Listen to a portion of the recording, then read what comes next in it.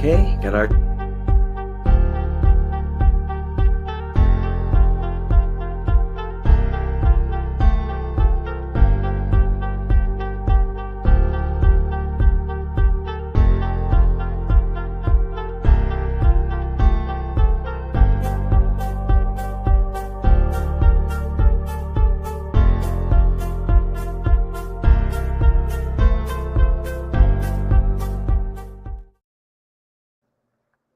Hey, friends. Welcome to the Self-Love Strong podcast.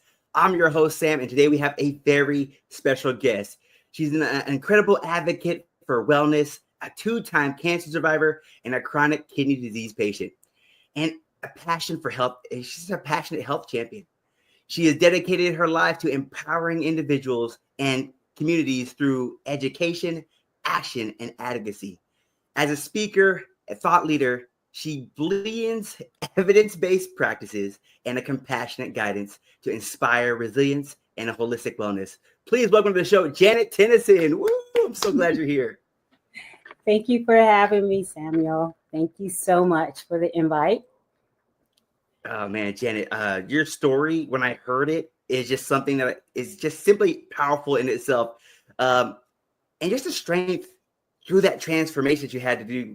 Can you take us through the key moments that shaped your journey and how you went from having a patient to a powerful advocate, from patient to being that powerful advocate for yourself?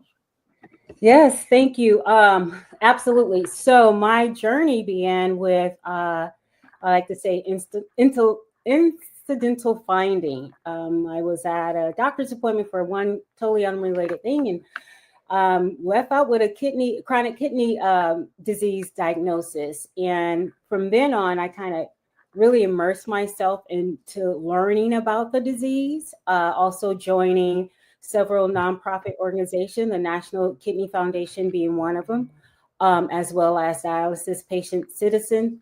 And as being a patient, I was keen to become an advocate, to speak on the behalf of those who are going through dialysis or have gone through the transplantation course. So I was so interested in learning about kidney disease that I became, again, joining committees and being on point policies and actually advocating and going to Washington.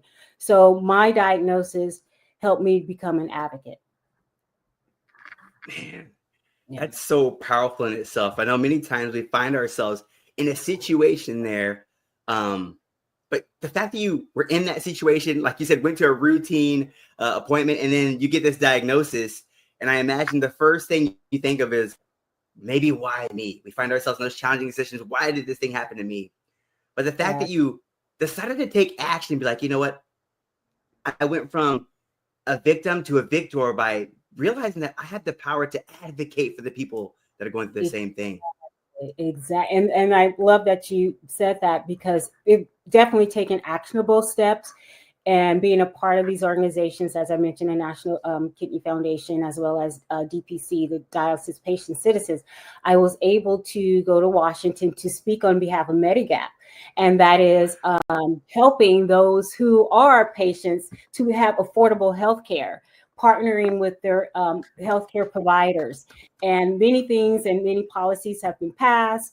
And I'm just so proud to be a part of organizations that keep the interests of the patients at the forefront, so that's very, very important work that I'm able to do with the help of these amazing organizations. And something you also mentioned at the top of this intro is that I'm a cancer patient survivor. So that is quite true. I have chronic kidney disease and I had breast cancer. With that diagnosis, that was a very, very shocking diagnosis, because as women at a certain age, we're told to have our yearly mammograms. And I was doing that. Actually, I was having biannual mammograms every 6 months. And because of that, being diligent with my mammogram, we caught the breast cancer diagnosis at a very early stage. Man, that's so powerful. And just to hear these challenges come up. But there's something you said there And I think it's a big, what, when you're going through a challenge, what would you say to somebody who maybe just got that same diagnosis and is in that, how did this happen to me? How did you flip your mindset to action instead of, the mindset of like, I'm stuck here? Because it feels like you went straight to action. What was that in between that really switched your mindset? Like, I'm going to be an advocate and not just a victim of this thing. Well, with the breast cancer diagnosis, it was very scary. It was very shocking. And we tend to go to Dr. Google, and then you really start reading things, and some of the statistics are outdated. So I like to go to organizations that are reputable. And that was, for me, that was the American Cancer Society. And once I learned about my diagnosis, I was able to go straight there and like, okay, this is what this means to me, and what are the treatment plans, our standard treatment protocols.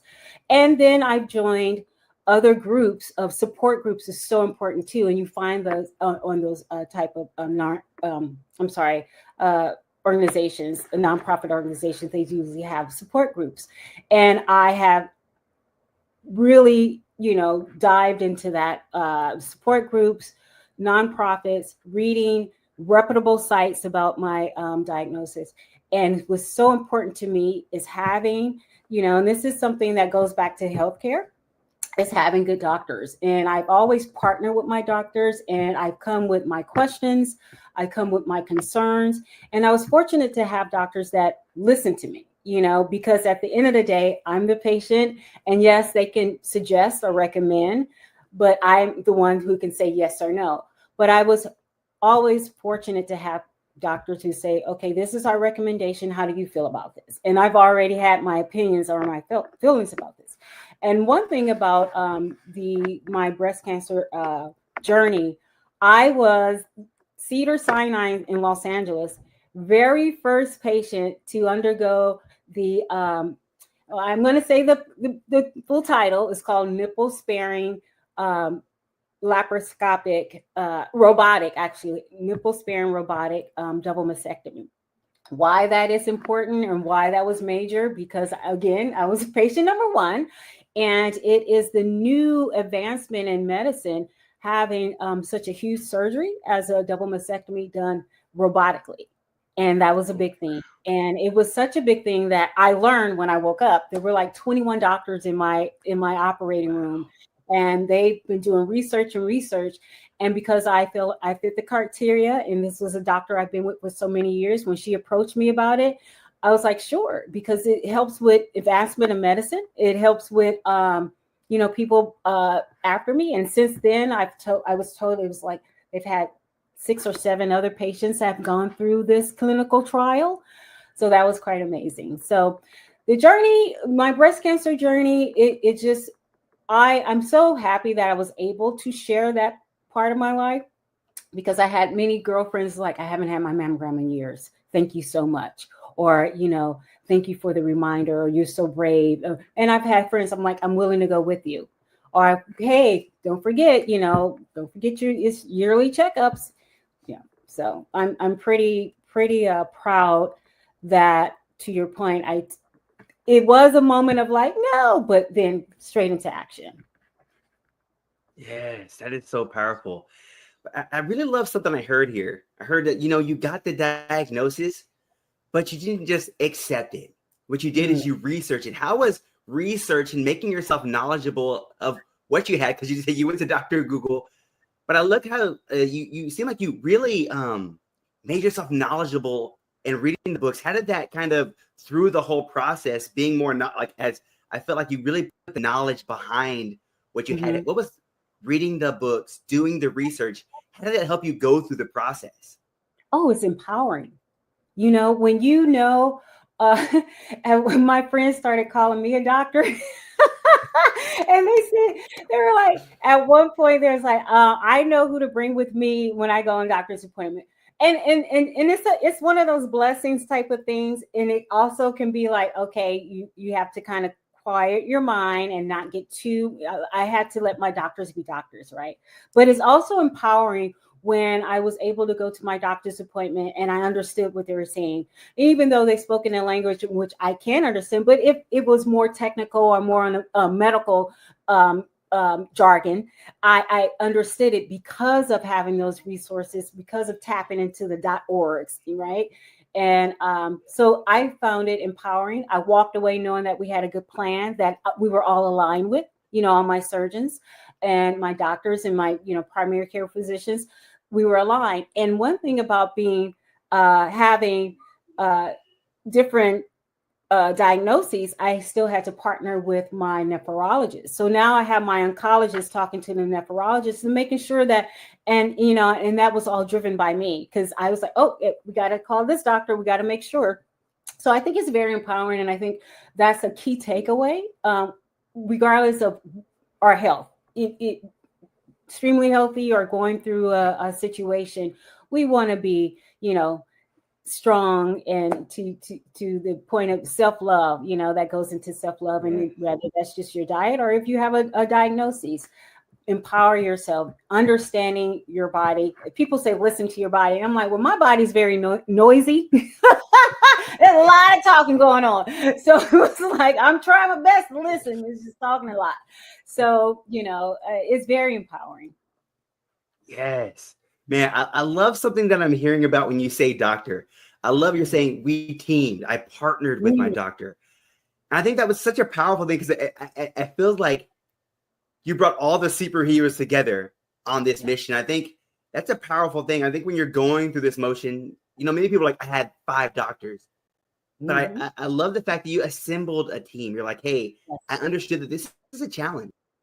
This is something new for me, but I realized I can pick the right people around me. And I love how you say partnership, because it's not just taking their word for it, but you're bringing the knowledge, and you brought them all together. I think it's just a power in, or like to say, building a community around that challenge, right? Because is that how you felt? Did you feel a way more support that you technically partnered with your doctor instead of just having the diagnosis?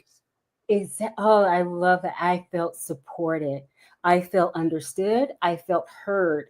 And that's so important, because yes, we are a patient, but we're not just, when you go into a place of business, usually like at the dry cleaner, you pull a ticket and your number, or DMV, you pull a ticket, your number so-and-so, and then you just keep pulling a ticket and you sit down. I didn't feel like I was pulling a ticket. I didn't feel like I was just going to Dr. So-and-so and I had to pull the ticket and sit down and wait, and then I'm gone. I was loaded with my questions, and I used my patient portal. I would sometimes, I kept it respectable and I kept it short. And so they knew what was on my mind when I came in, or she would respond. And I did feel support. And it was one situation where I was like, can we run that test again? Sure. I'm like,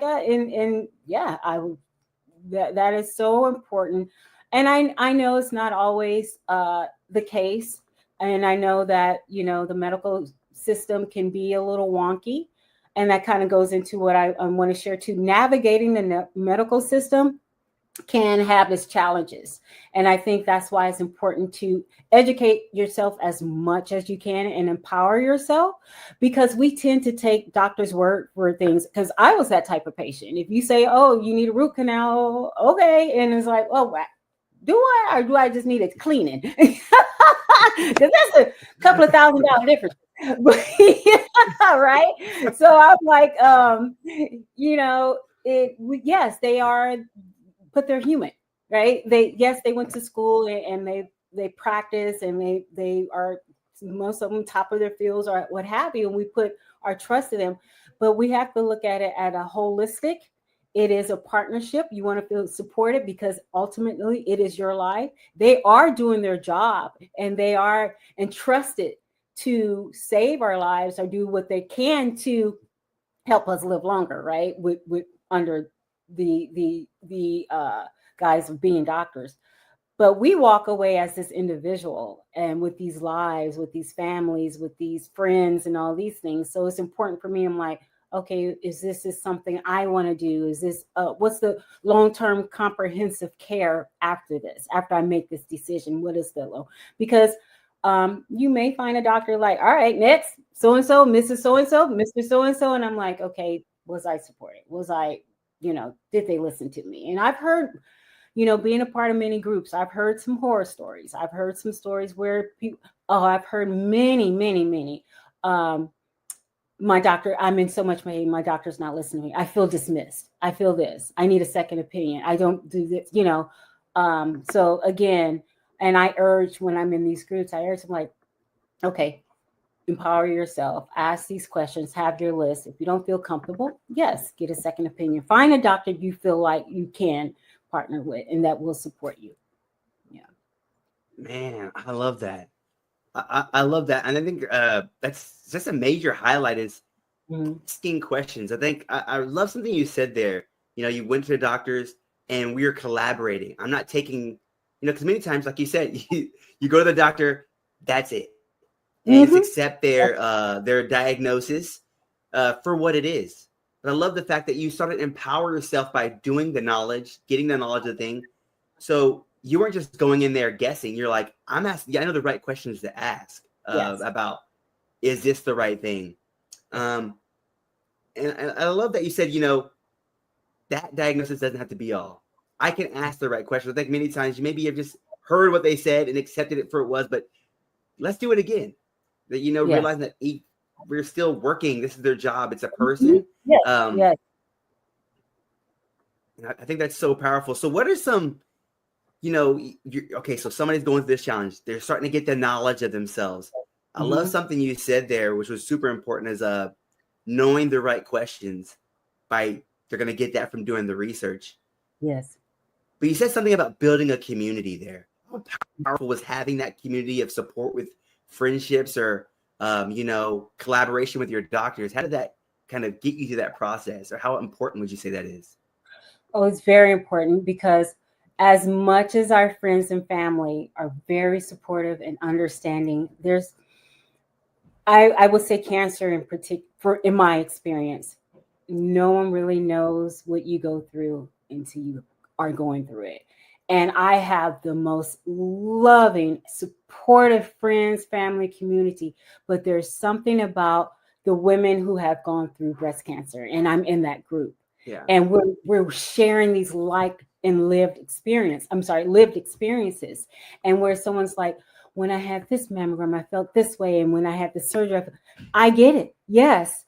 But if I'm talking to someone who hasn't ever gone through breast cancer, they are understanding and they're compassionate and respectful, but don't quite get it, right? So again, when I say I really got involved, and you have your Susan G. Komen and you have your American Cancer Society, but then you have some really great, for me, groups on Facebook, groups where I've honed into, and I met really nice people that I'm off of Facebook that we're talking on the phone, right? And I'm like, really made some great friends through these supportive groups. So that community is strong. Oh, it has to be strong going through diagnosis. And it's not just a cancer diagnosis, anything you go through. I think having a community, a support group, it's just something that is in that it seems like it should be a birthright, right? To have that,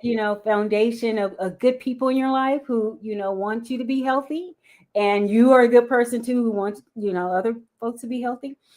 But, of course, my story didn't start there stop there because you said 2-time cancer survivor, right? Oh, don't you want to know the second diagnosis? So, I mean, while I'm laughing now, it wasn't, too comical then. Yeah. So after going through the breast cancer diagnosis and going through that amazing clinical trial with my amazing breast oncologist and my reconstruction surgeon, I, was like breast cancer free. That was the diagnosis, and I was so happy. And, and I said, you know what? I'm being so proactive. I'm going to check on and make sure everything else is good. Because that was a chunk of my life. When you from diagnosis to being healthy is months. So I was dealing with the breast cancer diagnosis for a nice length of time. So after that, I was like, I'm living my healthiest life. I managed that one challenge. I'm going to go being proactive to the doctor about something else that I was going through. I went to go get a consultation that led into a biopsy. In less than 2 weeks from being cancer free from the breast cancer, I was diagnosed with cervical cancer. Man. So less than 2 weeks. Now I have a new cancer diagnosis. When I say I was absolutely wrecked, I couldn't believe it. It was devastating. And because I didn't know much about cervical cancer, although I was doing my part, and again, taking care of myself with annual checkups and having my pap smears and all this stuff. And this conversation has to be very open and candid, right? We have to have these very uncomfortable conversations about women's health. That's why I'm here. And hoping that this message can prompt someone to like, yeah, I need to take care of this. So while I was being proactive, we got the second diagnosis. I know nothing about it. So what did I do?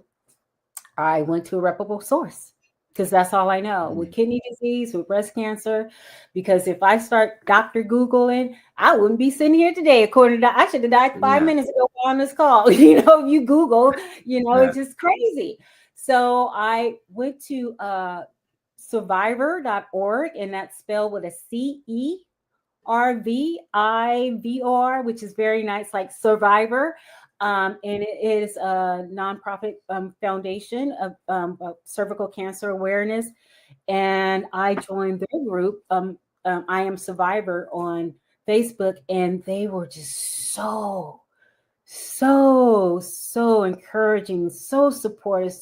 And it was the day of my diagnosis. I found them online.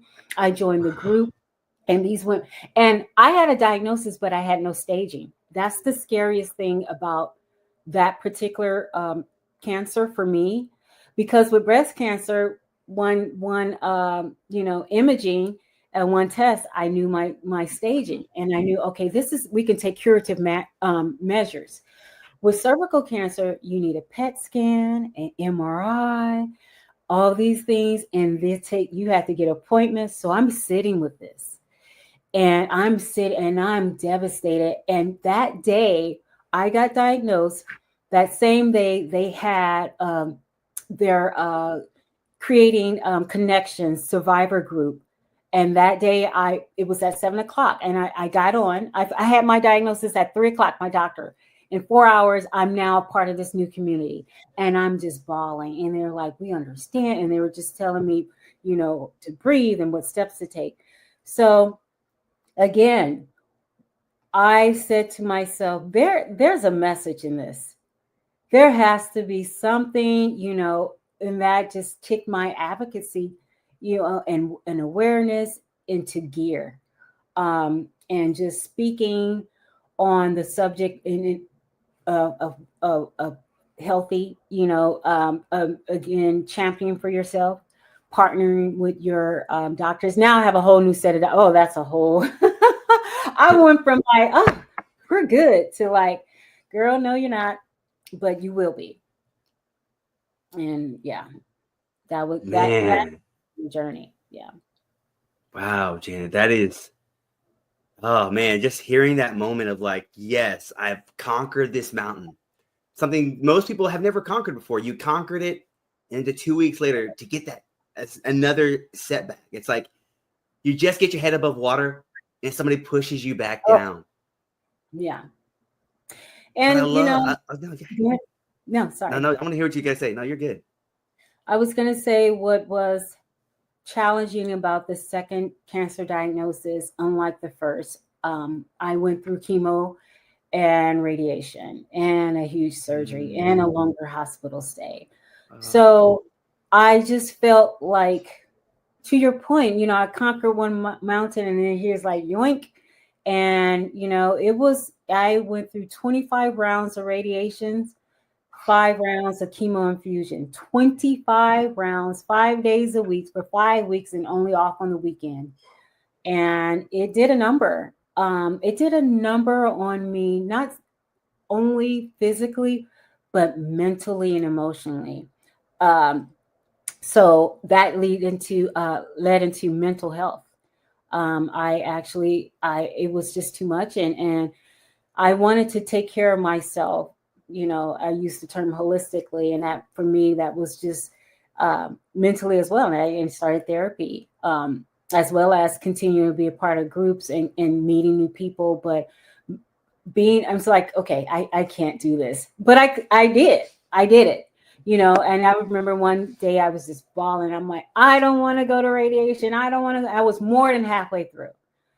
And I'm like, what can I do differently? I'm like, I was able to call my therapist, and I'm like, I need that extra push. And I just knew I had to get through it. What they're saying, so you have to go through it to get over. I don't, that saying. You have to get through it to go through it. Yeah. Man, just hearing that story, that setback and overcoming it. But I love something you did there. You went back to the framework that worked for you before. You said, I went back to Dr. Google. I did my information, and then I found a group. Yep. Tried and true. Many times, so powerful. Because I think many times, when you're in a situation, the first initial thing is like, I have to go through this alone. Mm-hmm. But I love that the fact that you realize that, hey, there's a group of people going through the exact same thing.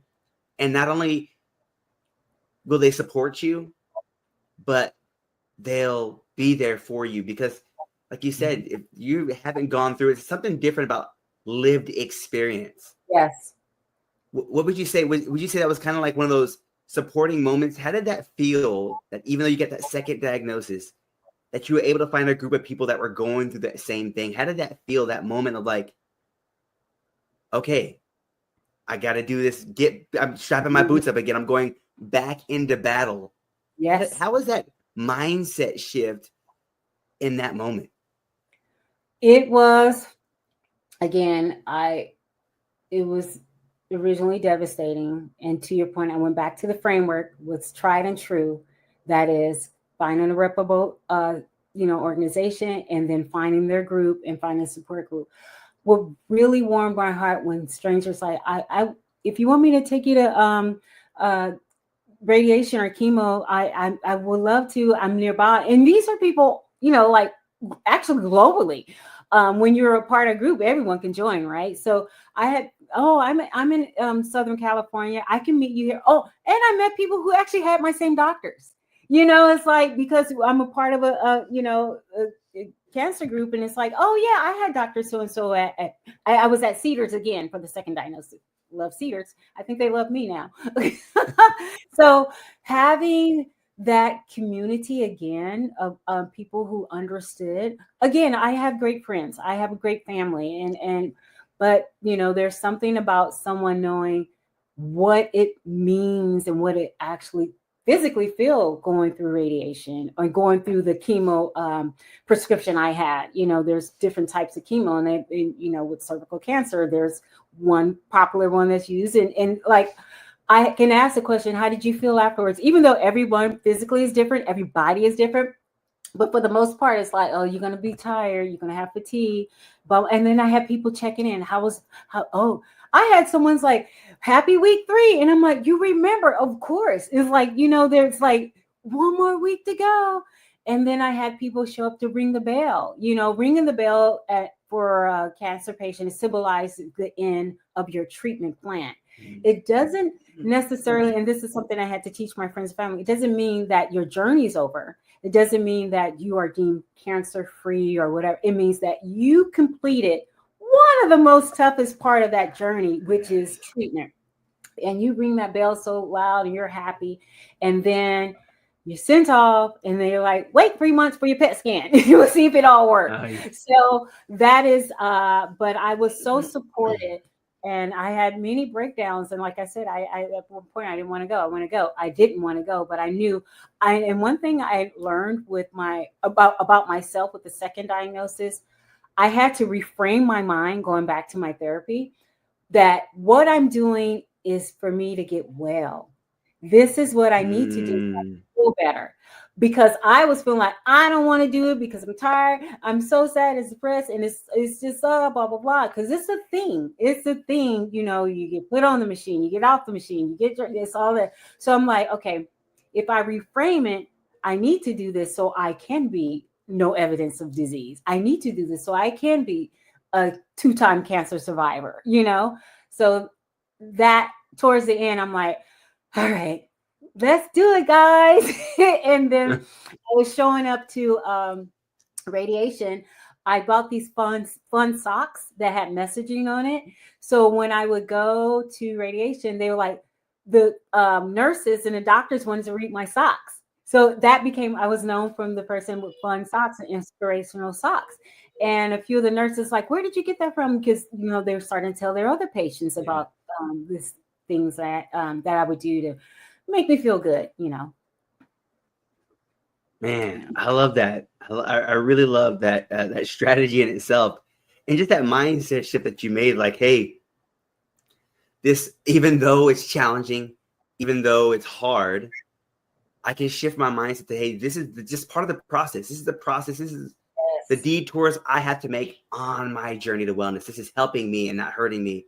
This is getting me to where I want to be. And I think that's a powerful thing, is just reinforcing, even though it's hard, that it's helping, right? I think that's such a powerful mindset that people need to think, is that you have that power to really change the situation and reframe it as well. Because I know chemo is a hard thing. Yeah. I was just thinking, I had a moment as you were talking, I was started to reflect on that in particular. The chemo infusion center is tough to see. And my cancer taught me gratitude, because although I know, like, you can look at my situations and others like, wow, that you really are an inspiration. You went through a lot. I saw others that I was saying, wow, I'm lucky. Oh, I'm fortunate. I'm blessed, right? Because being in an infusion center, I saw all ages. And when you see the little ones having chemo, and when you see the older ones having chemo, but I'm able to take my, IV stand and walk to the restroom, or walk around because I'm, wanting to move my legs. And there's some that unable to do that. I saw the gratitude. I experienced that, and I was giving back, and it's so important for me. I would stop by and talk to people. And at one point, I think a lady was like, I'll have what she's having, because she's walking around talking. And it made us all laugh, because it's like, while I am getting infusion and while I am feeling a certain way, I still had a little energy in me. And there's some that, didn't have that. And it was just, I found I'm very, very thankful of my journey turning out to be what my breast cancer was caught in the early stages, because of my diligence in having my biannual breast exams, my mammograms, and also knowing my breast density. I have dense breasts, so I pushed for, again, me pushing for ultrasounds, making sure that we can see, and that's how we caught that little thing that was cancer. And then with the second diagnosis, I was doing my job, taking care of myself. But again, catching cervical cancer in the early stages, but still where I still needed surgery and chemo, and radiation. But it's a life lesson for me. And I hope it's also something I can encourage and others to do, like, take care of yourself. And it's not just a woman thing, for our men, children, everyone, we need to stay on top of our health. And that which I love the name of your podcast, is self-love. How do we ultimately love ourselves, right? By ensuring that we are taking care of ourselves to our best abilities. And whether that's our emotional health, our spiritual health, our physical health, our mental health, all these things are about self-love. We can't just, clothe ourselves and slap on some lipstick, which I kind of did today. And, it's like, I love myself. No, it's deeper than that. It's deeper than the superficial taking care of myself.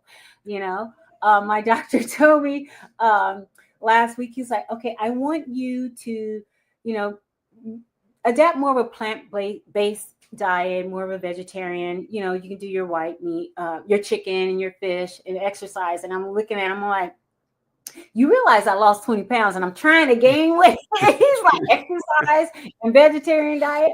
But I understand because these are the things moving forward to help me to continue to be no evidence of disease. And so now I go back into self-love. I got to listen to what my doctor say. I got to exercise. I got to cut out some of the red meat and my bacon. I love my bacon. Oh, I love my bacon. But, that's not good for me. In moderation. So again, going back to self-love, going back to making sure that all the work and the partnering I've done with these doctors and surgeons, that I'm doing my part. Because now they passed the baton, right? My oncologist said, I gave you the chemo. My radiologist said, I gave you the radiation. Guess what? Here's the baton. Now you take care of yourself and do, the other things that keep you healthy. Yeah. Man, that's beautiful, Janet. I really love that. I love that that through that process, you not only found joy, but you took ownership through it as well. I think many times you're on that journey and you feel like I can't do this without a doctor. But you said something so powerful that they handed off the baton, and Yes. it was that love for yourself through the process by doing the work and doing your due diligence, by getting the test done, by taking care of your health and doing what needs to be done, but realizing that, you said something about ringing that bell, that isn't the end, but it was the beginning of a new lifestyle, right? It was like your world shifted. Like you said, my doctor said, hey, now it's yours. It's yours to not only, you have the power to keep yourself healthy, but you still have to put in the work. And I think that's a powerful thing. And within it, regardless of any challenge somebody's going through, that even on the other side, you still have to do your part. Yes. Oh, yes. Oh, and I mentioned to them, I want to share. Maybe I did in all my chattering. So last week I had a follow-up for my cervical cancer diagnosis. And that follow-up, so once you ring the bell, there's 3 months of the radiation just doing its job. So 3 months, you just go about your way and you have a follow-up scan, which is called a PET CT scan. And that scan typically pretty much says your treatment plan worked, or, we still have work to do. For me, I had my post-treatment scan, and on February 4th, I got the good news that I am no evidence of disease. What that means, and some people it's interchangeable. Some people say cancer-free. I think people in the cancer community, thank you so much, like to say no evidence of disease. And that was huge for me. So that means that the chemo worked, the radiation worked, the surgery worked. And so I was sitting in my doctor's office, and when he gave me the news, and I said, I live in this precarious space of where when you're in treatment, you feel like someone is taking care of you. When you're in active treatment, you're like, I'm getting better. I'm getting better. Someone's taking care of me. And I said, I haven't seen you in 3 months. And it's like, you're like, okay, bye. And he was like, yeah. He said, I have so many patients feel the same way, because now I compared it to like, having a baby in a hospital. You go through all this 9 months, you go to the hospital, you have the baby, and the nurses hand it to you and they say, okay, bye. And you're like, what am I supposed to do with this? Keep it alive, keep it healthy, raise it, and spend all your money on it. So I felt like when I rung the bell and they're like, okay, bye. And I'm like, what am I supposed to do with all this? Yes. What am I supposed to do with myself? They're like, keep yourself alive and stay healthy. And, so, and he was like, yeah, when you're not in active treatment, you do feel like, okay. So, that's where I am right now. I am doing amazing things with yourself. Being here is a part of my journey. Sharing my my experiences, right? Helping people to understand and empower them to know that you can ask questions, you can do your research in reputable sites, you can reach out to communities. You're not alone. And I've heard that with everyone, with with my kidney disease, with my breast, so many people, you're not alone, even when you feel like you're alone.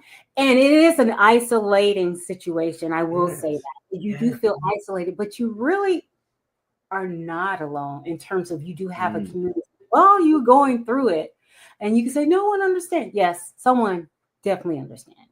And your story needs to be told because you're helping someone. And I've learned I do not take anything for granted when I join these groups because someone did help me, and it was so. I walked away feeling good, and then when I was a part of a group, and then new people come on, and it was this one lady. She wrote this post, and you could just feel the devastation of heartbreak. And I sent her a message. I said, "I am here for you any time of day." And she's on the East Coast. I said, no matter what. I gave her my phone number in a DM, and it was like 3. I don't know why I was up late. Anyway, it was like 2:00 in the morning. We started talking. She's like, "Thank you so much." She just started talking, and I stayed up. I was falling asleep. I was dozing off and typing, but I was there for her because someone was like that for me. Yeah. Man, that's so powerful, Janet. Because I think about any challenge, it feels so isolating especially when you're in the middle of it. You feel like you're on an island, and everybody else, you're like nothing's happening to everybody else. But I love how the fact that you're like, hey, you know what? Even though this situation, I might be the only one in my community, my family, my immediate surroundings, that there's somebody else going through it, and that is a choice. I love that you made. It's a choice to find that community. Yes. I think many people think it's going to come to them, but I love the action that you're like, I had to take action. I had to go find the people that are going through the same thing and that will resonate with me. But I think it's so powerful is that you became an advocate for it. Yeah. So what's next when it comes to your advocacy? Like, how would you say to somebody who's maybe afraid to even get that test? What would you tell somebody that's like, you know what, Jan, I'm actually afraid. I might have this going through my family. What would you tell somebody that's, hesitant to even do that type of test? Oh, that is real. I've met so many people. It's like let's talk about breast cancer. I've met women in a group, and they post anonymously. You know what I'm trying to say. Yeah. And they say, I felt the lump, but I'm scared. I'm afraid. And then you read that, and it's like, the best thing you can do for yourself right now is to go check it out. Because if we allow something to wait and linger on, it could be worse. It could be something simple as just a lymph node or something totally not benign. But you need to know, because fear is going to put you in a situation worse off. Be brave. First, and I like to acknowledge that person was brave to even say something while while you're scared. At least that shows that you're thinking about it. You're getting close. So it's we try to encourage, like, do it because you don't want something that could potentially stay 0. And because you're afraid, now you're looking at something that's something, that's a bigger issue. That, and then with our annual exams and physicals and our pap smears, that's important too. And one thing women would say, oh, it's uncomfortable. Oh, it's this and this and this. Well, as someone who was taking care of themselves, something still came up for me. Right. And then again, it was in the early stages because I was, doing what I needed to do in terms of my health. So knowing your status when it comes to, you mentioned something like with breast cancer in particular, having genetic testing, which I did. My mom had breast cancer. Her mother, my maternal grandmother, had breast cancer. So at 35, I had the genetic testing BRCA1 and 2. Although there's other genetic tests, but that's the more popular one for breast cancer and ovarian cancer. So I was BRCA negative. So that was something I already knew even before being diagnosed with breast cancer. So that was empowering. And with that, and then with cervical cancers, one of the leading causes of cervical cancers is HPV. There are non-HPV cervical cancers, but there's typically that is one of the leading causes. But knowing your status there, that's empowering. And then again, that community of people who, I love that you brought up, like, I was the only one in my family that was going through this at the time. And you feel isolated. And that's why the community, these support groups are so important. And it's not to their fault that they don't understand what you're going through, but being around people who have been through these experiences. But now I'm able to talk to my friends and family like, hey, and it hits so close to home. I'm a very active person. And like, if it happens to Janet, the statistics with breast cancer, 1 in 8 women will be diagnosed with breast cancer. 1 in 8. So I remember one time I was sitting at a table and I asked my friends, I said, count how many people here. And they count. And I said, one of us will be diagnosed with breast cancer. Wow. I was the one. Wow. Yep. Any set of women at a table of 8, one of them will be diagnosed with breast cancer. That's the statistics. So again, awareness, we don't have to wait to October for Breast Cancer Awareness Month to be diligent about our health. We do not need to wait for January, that just passed, for Cervical Cancer Awareness Month. Those are amazing reminders. And that's where all those efforts into putting it out there and preaching awareness, but we can take care of ourselves anytime, any month, any day, right? And that's important. Yes, I love that, Janet. I think that's just so powerful. But one thing I really want to know is, so you talked about finding that community. How can somebody who has somebody in their family that's going through this challenge, what is the best way we can support somebody that's going through that challenge as somebody who's not, in that arena? How can we better support somebody through that challenge? Be a good listener. And I there was something on the platform I was reading on social media. One woman shared, she's like, when your friend or family member is diagnosed with cancer, please don't tell them about someone you knew that had cancer that died. I'm laughing about it because she said it because, my great aunt had that, she died. Like, that doesn't help me when I'm, just diagnosed. It's like, so I think being a good listener, and I had a girlfriend tell me, she said, I don't know what to say. And I said, but that's okay. Just listen. Just give me that space. Be that safe space. And then be proactive with your health. That's one thing. If going through these my back-to-back diagnosis, I want to share this, and it's probably the first time I'm going to say this out loud. I was afraid to tell people about my second diagnosis because it was so unbelievable. And I felt like this is my truth. This is not how they feel or felt. I felt like I put them through enough with the first one. And now I'm like, but wait, there's more. And I'm like, it was so jaw-dropping, unbelievable for me as the patient. And I had to make those calls to some of my closest friends. I called them directly because I couldn't believe it. And they were floored, and then the love just came out, and they were still, again, good listeners. And I know, and my friends rallied from having meal trains, like thinking about my meal and getting to and from treatment. And one thing about the American Cancer Society, I want to put this plug out here because this is a resource that's amazing. They offer free rides to your treatment. So you call, you give them your address, and volunteers will take you to treatment and wait for you.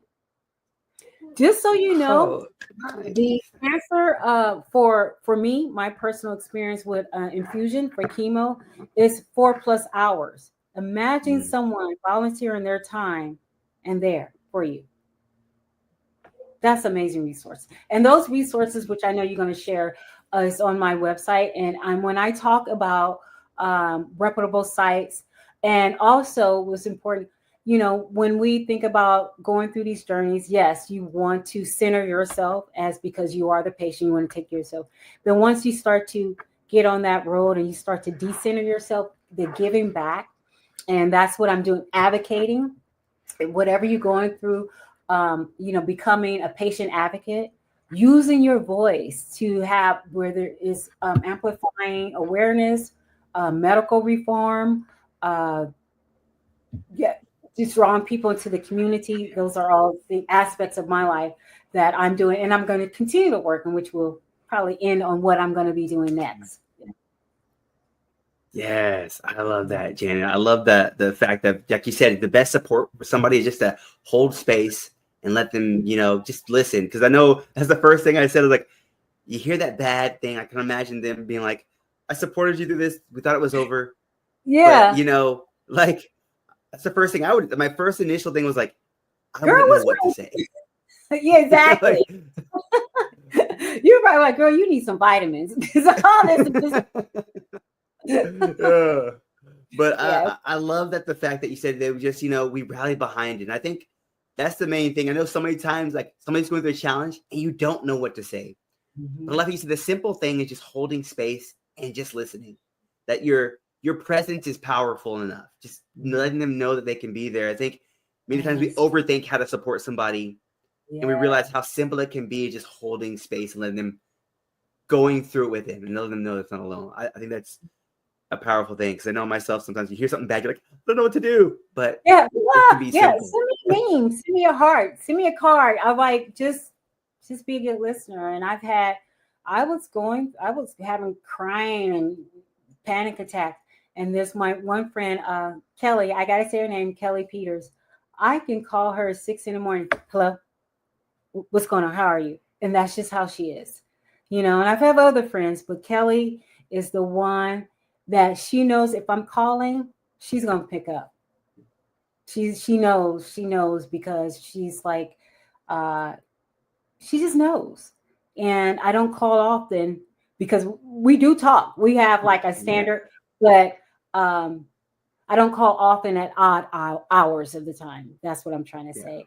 So if I'm calling at a weird time, she knows I'm going through it, just having a breakdown. She helps me. She calms my mind and all these things. So those support and just listening. She don't know that's the one who says she don't know what to say. And that's the one that she's the best listener. And when she does say something, she says the right thing at the right time. Yeah. That's a blessing right there in itself. How awesome is that? So, Janet, how can people, we're listening to this, or like, how can we become an advocate or just even assist? Like, what are the great programs you mentioned? I don't know, the American Heart Association. Is that what you said? Yeah. Okay. We have the National Kidney Foundation. And when I learned about my kidney disease, I instantly Googled like kidneys and they popped up. And so I started like really getting involved in reading, first of all, because I wanted to learn about and that goes back to my diagnosis. I just didn't Google random stuff. I wasn't on Reddit. I went straight there. And as I was reading, I saw that there was an opportunity to be a kidney advocate committee, to be a part of the kidney advocate committee. Now, it's a process. You have to, interview, you have to apply and interview. So I'm a patient advocate. So I sit on a committee there. And because of my work with the National Kidney Foundation, I'm a part of another committee, which is the policy committee, where they're doing the work, where they're getting things pushed through Washington, D.C. So that's amazing. And every year they have their patient advocates go to D.C. and meet and talk to lawmakers and legislators from there. And then with the dialysis patient citizen, again, you can go on Google them. I am a patient advocate there, and I actually traveled with them to DC, and I will be traveling with them again this spring, going to DC to meet with our legislators and our lawmakers about Medigap and different things that are affecting the kidney community. So I work with them both. I've written I've done op-eds and editorials about, kidney patients. Do not forget them when it comes to insurance and medical insurance, and because dialysis is very, very expensive. Now, fortunately, I do have chronic kidney disease, and that's something that's going to be progressive. So while I'm not on dialysis, I have friends who have been on dialysis and who have friends who have had transplant. So I have a voice because we represent pre-dialysis, dialysis, post-dialysis, kidney transplant. So I'm very proud to be a part of those organizations. So for someone who's going through kidney disease, National Kidney Foundation and Dialysis Patient Citizen. And if you have a family member, you can also support and be an advocate for them. And then with my breast cancer is American Cancer Society, Susan G. Komen, which we know about that. But for my cervical cancer, the Survivor group, you'll find that on my website, Survivor spelled with a CERVIVOR, much like I'm a survivor, but a survivor as in cervix. I love that cheeky name. They are absolutely amazing. They were in DC just recently in January for Survivor for cervical cancer awareness. I am recently getting involved with them in terms of because everything just hit me so fast. Everything was just like, I went from this thing to this thing, new diagnosis. So I'm hoping to really get more involved in their awareness and be more of a spokesperson for the West Coast. Amazing people, Karen Smith, Tiara Raid, who founded Survivor, just a great community. So what next for me is working with Dialysis Patient Citizen, going to Washington, continue to work with the National Kidney Foundation, and to get more involved with Survivor, and as well as continue to spread messages and spread awareness and be invited to amazing platforms like yourself and share my story. And, apparently I got to start working out and eating better, I guess. I don't know. Well, man, Janet, definitely you're doing that. This is just a powerful message, and I'm so thankful that our paths have crossed, that you're able to share your story. It's such a powerful story of resilience, just being triumphant and keep showing up for yourself. I think that's so powerful. But Janet, where can people now here? We have all these amazing resources. Where can people connect with you at? Okay, so I gotta look. I want to say it right. You're good. You're good. Please do. So you can find, I have a website and blog and all these resources in which I talked about. And you can read more of my story from my diagnosis and how that all came about. So that is on one word. So Janet, Janet, health, HEALTH, advocate.my.canva.site. So it's janethealthadvocate.my, M-Y, at Canva, CANVA.site, SITE. And so you can email me at janethealthadvocate@gmail.com. So one long word, janethealthadvocate@gmail.com. So there you go. Yes, Janet, that's so powerful. Hey, you guys, best part about that is I'm going to put all her Janet's links right under there. So if you're like, Steph, that's a lot of spelling, I'm going to put the links down here. I need you to only click those links. Send Janet a thank you in those email as well for sharing her story. And go out there and be an advocate. Realize that you can take action just like Janet did and support other people going through that challenge. But man, Janet, just thank you so much for sharing your story. Wow. It's just truly inspirational that you turned your pain and your challenges into a purpose. You realize that even though this challenge is hard, I know I'm not alone, but I can help others go through it as well.